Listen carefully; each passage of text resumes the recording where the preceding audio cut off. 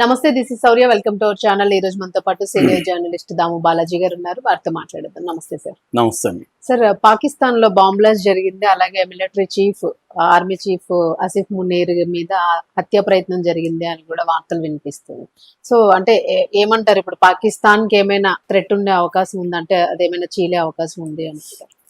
పాకిస్తాన్ కి సంబంధించి కొన్ని పరిణామాలు చోటు చేసుకున్నాయి. ఒకటి, పాకిస్తాన్ లో కొన్ని చోట్ల బాంబు బ్లాస్టులు జరిగాయి. రెండవది, పాకిస్తాన్ ని మొక్కలు చేయడానికి కొంతమంది ట్రై చేస్తున్నారు. అంటే పాకిస్తాన్ ముక్కలు అయిపోతుందా అన్న చర్చ నడుస్తుంది. మూడవది, అసీం మునీర్, అతను మొన్నటి వరకు COAF అంటారు, అంటే చీఫ్ ఆఫ్ ఆర్మ్డ్ ఫోర్సెస్ అని.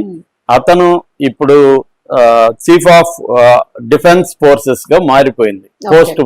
అంటే దానికోసం ఒక నోటిఫికేషన్ 27 రాజ్యాంగ సవరణ చేసుకొని అతను ఏంటంటే ఇప్పుడు 3 త్రివిధ బలాలు అంటారు కదా, అంటే air force, navy and army, ఈ మూడింటికి అతను చీఫ్ గా మారిపోయాడు. సో అంటే అత్యున్నతమైన పవర్లకి చాలా ఏళ్ల తర్వాత అసీం మునీర్, కొన్ని దశాబ్దాల తర్వాత ఫస్ట్ టైం ఈ CDF గా ఆయన మారిపోయాడు, చీఫ్ ఆఫ్ డిఫెన్స్ ఫోర్సెస్ గా మారిపోయాడు. అంతకుముందు ఆయన COAS అంటే chief of staff, armed staff అన్నమాట. సో ఇప్పుడు అతను ముందుగా అతను ఏమని మాట్లాడాడు, నిన్న అతనికి ఈ కొత్త పోస్ట్ వచ్చింది కాబట్టి గార్డ్ ఆఫ్ ఆనర్ అంటారు, అతన్ని సన్మానించారనమాట మిగతా మిలిటరీ అధికారులు. ఆ సన్మానంలో అతను మళ్ళీ ఇండియా మీద అవాకులు చవాకులు వాగాడు. ఇండియా జాగ్రత్తగా ఉండాలి, ఇండియా డిల్యూజన్ నుంచి బయటపడాలి. డిల్యూజన్ అంటే లేనిది ఊహించుకోవడం, భ్రమలు. సో విభ్రమలు అంటారు తెలుగులో. భ్రమలు అంటే ఇల్యూజన్స్, డిల్యూజన్స్ అంటే విభ్రమలు అని పిలుస్తారు సైకాలజీలో. విభ్రమలు అంటే ఎవరో నన్ను కొడుతున్నారనో, ఇంకెవరో చంపడానికి ట్రై చేస్తున్నారనో, ఇలాగా లేని ఊహించుకోవడాన్ని డిల్యూజన్స్ అంటారు. అట్లా డిల్యూజన్స్ నుంచి ఇండియా బయటపడాలి. పాకిస్తాన్ ని తక్కువ అంచనా వేస్తా ఉంది. మా టెరిటరీకి, మా సావర్నిటీకి ఏమాత్రం భంగం కలిగినా మేము ఊరికము. ఈసారి ఇంకా సివియర్ గా ఉంటది అటాక్. మాది స్విఫ్ట్, సివియర్ అండ్ ఇంటెన్స్, ఈ 3 పదాలు వాడాడు. అంటే వేగంగా ఉంటది, చాలా సివియర్ గా ఉంటది, చాలా తీవ్రంగా ఉంటది అని హెచ్చరించాడు.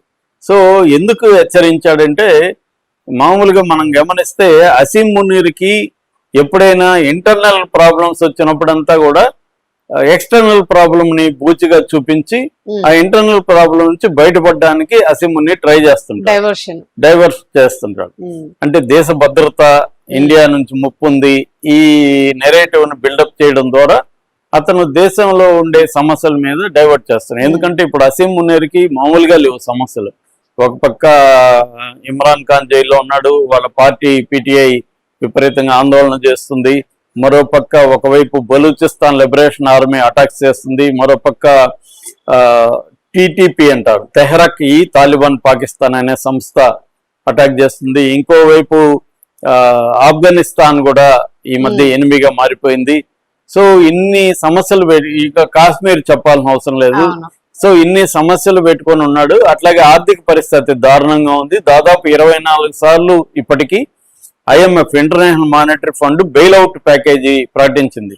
అంటే ఒక రకంగా వాళ్ళు ఇటు చైనా $100 బిలియన్ హెల్ప్ చేసింది, అంటే $70 బిలియన్ ఇన్వెస్ట్ చేసింది, ఒక $30 బిలియన్ అప్పిచ్చింది.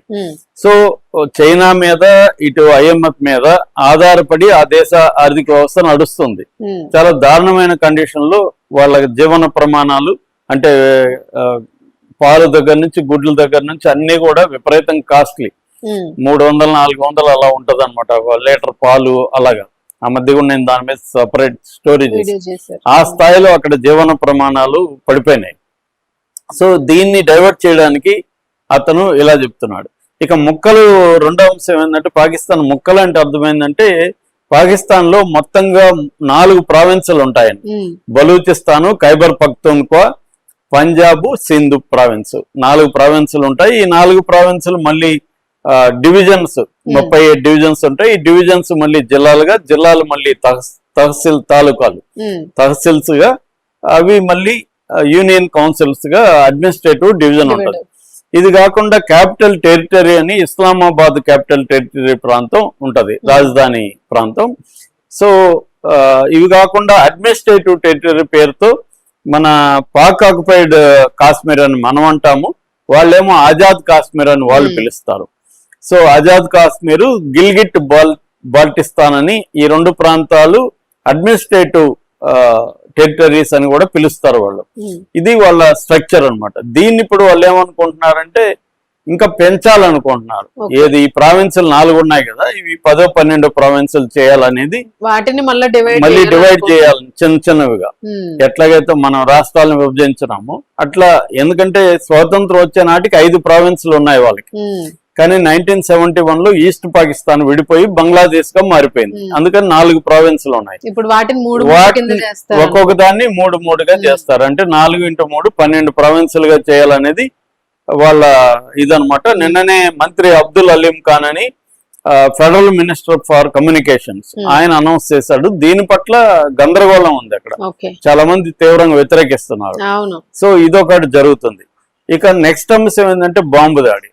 బాంబు దాడులు నిత్యకృత్యం అయిపోయింది. వారం ముందు కూడా పెషావర్ లో పార్లమెంటరీ హెడ్ క్వార్టర్స్ మీద అటాక్ జరిగింది. ఇస్లామాబాద్ కోర్టు పరిధిలో ఒక బాంబు దాడి జరిగితే 12 మంది చనిపోయారు. దీంట్లో పోలీస్ ఆఫీసర్లు కూడా ఉన్నారు. అంటే నిత్యము ఇటు బలూచిస్తాన్ లిబరేషన్ ఆర్మీ BLA, ఇటు TTP తెహ్రక్ ఈ తాలిబాన్ పాకిస్తాన్, అంటే అక్కడ పస్తూన్స్ అంటారు. ఈ ఖైబర్ పఖ్తూన్ఖ్వా అనే ప్రావిన్స్ ఉంది అని చెప్పాను కదా, ఈ ఖైబర్ పఖ్తూన్ఖ్వా ప్రావిన్స్ ని సపరేట్ కంట్రీగా వాళ్ళు కావాలని కోరుకుంటున్నారు. అట్లాగే బలూచిస్తాన్ అనే ఒక ప్రావిన్స్ ఉంది కదా, ఆ బలూచిస్తాన్ ప్రావిన్స్ కూడా మాకు కంట్రీ కావాలని వాళ్ళైతే రాజ్యాంగం, మంత్రివర్గం అన్ని కూడా పెట్టేసుకున్నారు, రాజ్యం ఉన్నట్టే. సో వాళ్ళు నిత్యం వీళ్ళ మీద అటాక్స్ చేస్తుంటారు. సో ఈ రెండిటి వెనక భారత్ ఉందనేది వీళ్ళ ఆరోపణ. ఇటు బలూచిస్తాన్ లిబరేషన్ ఆర్మీకి, ఇటు TTPకి సపోర్ట్ భారత్ చేస్తుంది. అట్లాగే ఆఫ్ఘనిస్తాన్ ను కూడా రెచ్చగొట్టి మన మీద దాడులు చేస్తుంది అనేది పాకిస్తాన్ ఆరోపిస్తుంది.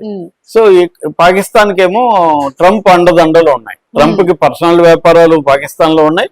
అట్లాగే కంట్రీ పరంగా కూడా ట్రంప్ చెప్పడం వల్లే IMF కూడా ఇంత హెల్ప్ చేస్తుంది. ఒక పక్క మనతో యుద్ధం జరుగుతుంటేనే IMF బెయిల్ అవుట్ ఇచ్చింది, ప్యాకేజ్ ఇచ్చింది అనమాట. సో అందువల్ల ఇప్పుడు ఇతను మనల్ని బెదిరిస్తూ బతికేస్తున్నాడని చెప్పచ్చు. ఎందుకంటే అత్యున్నత పవర్ అతనికి ఇప్పటికి వచ్చేసింది. సో వీళ్ళందరూ కూడా నవాజ్ షరీఫ్ గాని, షహబాజ్ షరీఫ్ ప్రధానమంత్రి, అతను కూడా కీలుబొమ్మగా మారిపోయాడు. సో కాబట్టి ఇప్పుడు అత్యున్నత పవర్ ఉంది. పైగా ఇతనికి 10 ఏళ్ల వరకు ఈ పదవిలో ఉంటాడు. మామూలుగా అయితే ఈ పదవి 5 ఏళ్లు, మళ్ళీ 5 ఏళ్ల తర్వాత ఎక్స్టెన్షన్ ఇంకొక 5 ఏళ్లు. సో 2035 వరకు ఇతనే ఉంటాడు. కాబట్టి ఇండియా పాకిస్తాన్ కి మధ్య టెన్షన్లు అనేవి తప్పవండి. నిరంతరం టెన్షన్లు అయితే ఉంటాయి. ఎందుకంటే అతనికి లోకల్ ప్రాబ్లమ్స్ వచ్చినప్పుడు, డొమెస్టిక్ ఇష్యూస్ వచ్చినప్పుడు అంతా కూడా ఇండియాని కవించి ఇండియాతో గొడవ పెట్టుకొని యుద్ధాన్ని క్రియేట్ చేసుకొని యుద్ధ వాతావరణాన్ని డైవర్ట్ చేయడం అనేది అతని మోడస్ ఆపరెండి అన్నమాట, స్ట్రాటజీ.